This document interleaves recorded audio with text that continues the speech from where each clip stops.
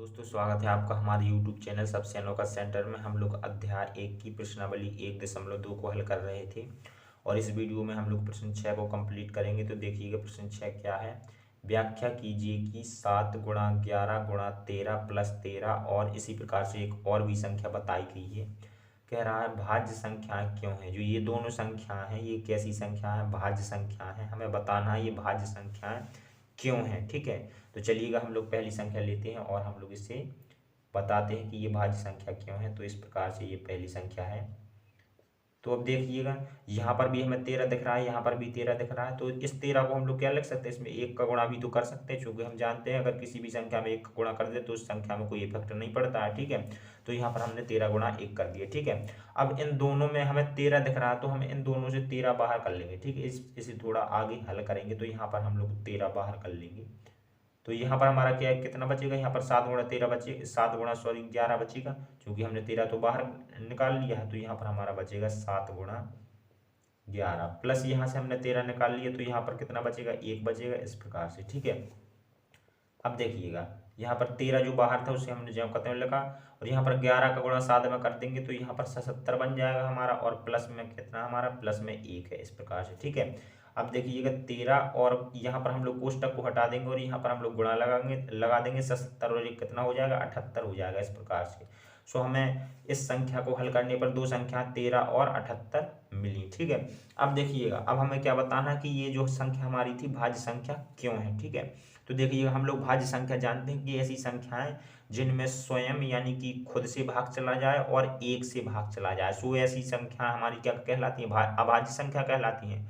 और स्वयं और एक के अलावा अगर अन्य संख्याओं का भी भाग चला जाए तो वो संख्या हमारी क्या कहलाती है, भाज्य संख्या कहलाती है। ठीक है, तो देखिएगा अगर कोई संख्या है और उसे अन्य संख्याओं को गुणनफल के रूप में लिखा जा सकता है तो जिन संख्याओं को गुणनफल के रूप में उसे लिखा जाता है उन संख्याओं से भी उसमें भाग चला जाता है। जैसे कि हम लोग आपको एक उदाहरण से समझा दें तो जैसे कि 10 है, 10 को हम लोग क्या लिख सकते हैं, 10 को हम लोग 2 गुणा 5 लिख सकते हैं। तो जिन संख्याओं को गुणनफल के रूप में 10 को लिखा जा सकता है जैसे 2 और 5 के रूप में, तो 2 और 5 से 10 में भाग चला जाएगा। ठीक है, इसी प्रकार से वो 10 में खुद और 1 से तो भाग चला ही जाएगा, कोई भी संख्या हो उसमें खुद और 1 से भाग चला जाता है। ठीक है, तो हम लोग कह सकते हैं जो ये संख्या है इसमें खुद और 1 से तो भाग चला ही जाएगा, साथ ही साथ 13 और 78 से भी भाग चला जाएगा, क्योंकि इस संख्या को 13 गुणा 78 के रूप में लिखा जा सकता है। ठीक है, और जब स्वयं और 1 के अलावा किन्हीं अन्य संख्याओं का भाग चला जाए जैसे कि इसमें 13 और 78 से भाग चला जाएगा तो वो संख्या हमारी भाज्य संख्या कहलाती है। ठीक है,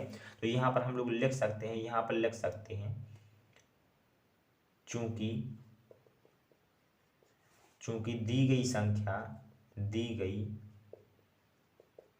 संख्या में स्वयं और एक के अतिरिक्त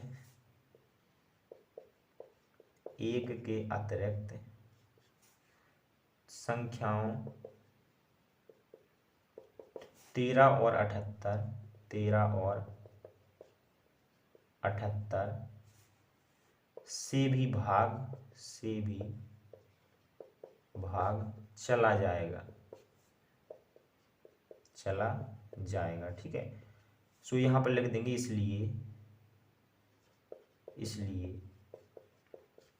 संख्या भाज्य है। इसलिए जो संख्या हमारी है वो कैसी है, संख्या भाज्य है। सो इस प्रकार से हमने व्याख्या कर दी कि ये जो संख्या है ये भाज्य क्यों है। ठीक है, अब देखते हैं दूसरी संख्या को भी हम लोग इसी प्रकार से सॉल्व करेंगे। तो दूसरी संख्या हमारी 7 गुणा 6 गुणा 5 गुणा 4 और गुणा 3 गुणा 2 गुणा 1 है, इस प्रकार से है। ठीक है, अब देखते हैं प्लस में 5 भी है तो देखेंगे तो 5 को हम लोग क्या लिख सकते हैं, यहाँ पर गुणा में 1 लिख सकते हैं, क्योंकि जैसा हमने यहाँ पर 13 में 1 का गुणा किया था तो यहाँ पर हमने 5 में कर दिया, क्योंकि 1 का गुणा करने से किसी भी संख्या में कोई इफेक्ट नहीं पड़ता है। अब देखते हैं इसे हम लोग आगे हल करेंगे तो यहाँ पर भी हमें 5 दिख रहा है, यहाँ पर भी 5 दिख रहा है, दोनों में से हम लोग 5 को बाहर कर लेंगे तो यहाँ पर कितना बचेगा, 7 बचेगा, गुणा 6 बचेगा और 5 तो हमने बाहर कर लिया तो यहाँ पर कितना बचेगा, 4 बचेगा, गुणा 3 बचेगा, गुणा 2 गुणा 1 बचेगा और प्लस में हमारा 5 बाहर हो गया तो कितना बचेगा, हमारा 1 बचेगा। अब देखते हैं हम लोग इसे हल कर लेते हैं तो यहाँ पर 5 है, इसे हम लोग बाहर रखेंगे और यहाँ पर हम लोग इन दोनों का गुणा कर देंगे तो यहाँ पर कितना हो जाएगा, 7 छंग 42 हो जाएगा। तो यहाँ पर 42 हो गया, और इन सभी का गुणा कर देंगे तो 4 तिये 12 दूना 24 एकम 24, ठीक है, यानी कि गुणा में हमारा 24 हो जाएगा। और यहाँ पर प्लस में हमारा कितना है, प्लस में हमारा 1 भी है, तो इस प्रकार से हमने लिख दिया, ठीक है। अब देखिएगा यहाँ पर 5 है और गुणा में कितना है 42 और 24 कोष्टक के अंदर, तो यहाँ पर 24 और 42 का हम लोग गुणा कर देंगे तो 24 दूना कितना हो जाएगा, यहाँ पर हमारा 24 दूना 48 हो जाएगा। कितना हो जाएगा, 48 हो जाएगा। 48 के हम लोग 8 लिख देंगे, और 24 चौके कितना हो जाएगा 96, और 48 जो हमारा बना था उसमें से 4 हांसले निकाल करके 96 में लगा देंगे तो कितना हो जाएगा 100 हो जाएगा, यानी कि इस प्रकार से हमारा 1008 आ गया इनका गुणनफल, और प्लस में हमारा कितना है 1 है, ठीक है। अब देखिएगा यहाँ पर 5 गुणा यहाँ पर 1008 में यहाँ पर हम लोग 1 जोड़ देंगे तो कितना हो जाएगा 1009 हो जाएगा, इस प्रकार से, ठीक है।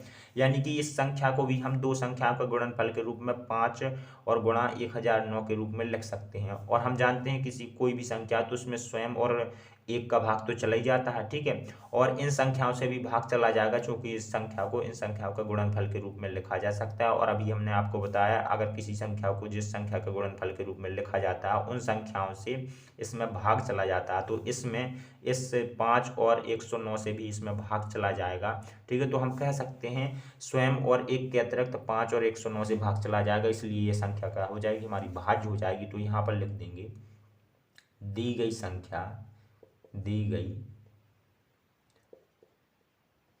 संख्या स्वयं और 1 के अलावा